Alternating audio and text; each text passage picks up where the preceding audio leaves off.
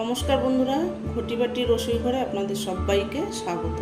আজকে আমি বানাবো ব্রেড ক্রাম্ব ধোসা। এই দেখুন, ব্রেড ক্রাম্ব 2 পিস রুটি নিয়ে আমি মিক্সিতে গ্রাইন্ড করে নিয়েছি। এবার এটাকে আমি এর ভেতরে দিয়ে দেবো, বাটির ভেতরে। এই ব্রেড ক্রাম্ব দিয়ে আমি এখানে ব্রাউন ব্রেড দিয়ে করছি, আপনারা ইচ্ছা করলে হোয়াইট ব্রেড দিয়েও করতে পারেন, কোনো অসুবিধা নেই।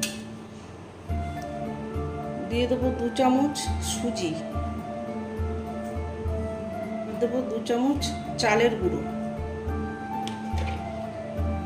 যে কোনো চালের গুঁড়ো নিতে পারেন, আতপ চালের গুঁড়ো হলে ভালো হয়, সেন্টেড নিলে আরও ভালো হয়। চিলি ফ্লেক্স, তো নুন,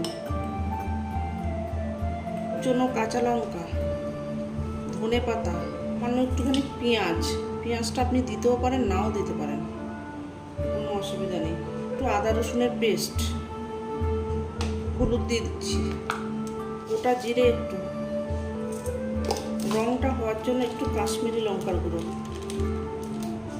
সামান্য একটুখানি সর্ষে দানা, দিয়ে দেবো একটু অরিগ্যানো, রেগুলার লবণ দিয়েছি, এবার একটু বিট লবণ দিয়ে দিচ্ছি,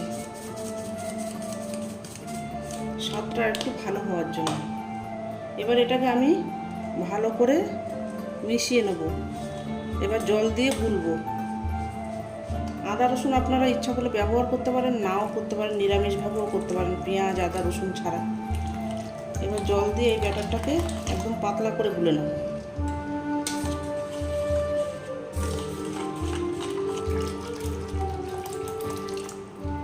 ব্যাটারটা পাতলা হবে, ধোসার ব্যাটার যেমন হয় একটু পাতলা টাইপের, এখানে ওর থেকে একটু পাতলা টাইপের হবে। 10 মিনিট রেখে দেবো, তারপরে আমি ভাজবো। ফিরে এলাম এই যে 10 মিনিট পরে। ব্যাটারটা দেখুন এই যে এইরকম হবে। আর এই যে দেখুন ব্রাউন ব্রেড, এটা আপনারা হোয়াইট ব্রেডও নিতে পারেন, আমি ব্রাউন ব্রেড ছিল আমার কাছে, আমি ব্রাউন ব্রেড দিয়েই বানাচ্ছি। সম পরিমাণ রাখতে হবে। প্যান বসিয়ে দিয়েছি, ফ্রাইং প্যানে একটু সাদা তেল দিয়ে দিয়েছি। এবার আমি ব্যাটারটাকে দেবো।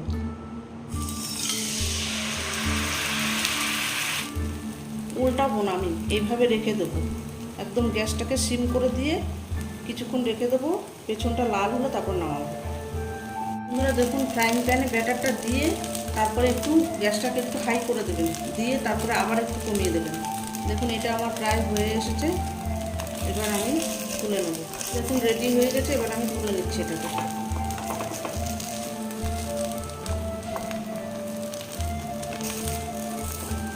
আবার ব্যাটার দিয়ে দেবো,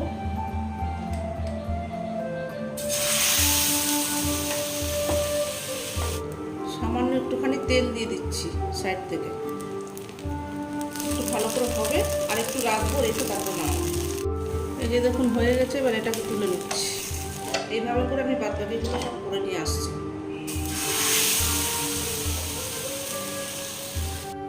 এই যে বন্ধুরা দেখুন আমার ধোসাগুলো রেডি হয়ে গেছে, সার্ভ করে দিয়েছি। সঙ্গে এই যে রসুনের চাটনি দিয়েছি, রসুনের চাটনি দিয়ে খেতে পারেন আপনারা, যে কোনো চাটনি দিয়েই খেতে পারেন বা শুধুও খেতে পারেন। ব্রেড ক্রাম্ব ধোসা এইভাবে আপনারা বানাবেন, বানিয়ে করে খাবেন। ব্রেকফাস্ট হিসেবে খেতে পারেন আপনারা, বা ডিনার হিসেবেও ব্যবহার করতে পারেন। এরকম নিত্য নতুন ভিডিও পেতে আমার চ্যানেলটির সঙ্গে থাকবেন, সাবস্ক্রাইব করবেন, লাইক করবেন, প্রচুর প্রচুর শেয়ার করবেন। নেক্সট ভিডিও আসার অপেক্ষায় থাকবেন। ততক্ষণ আপনারা সবাই সুস্থ থাকুন, ভালো থাকুন, সাবধানে থাকুন। ধন্যবাদ।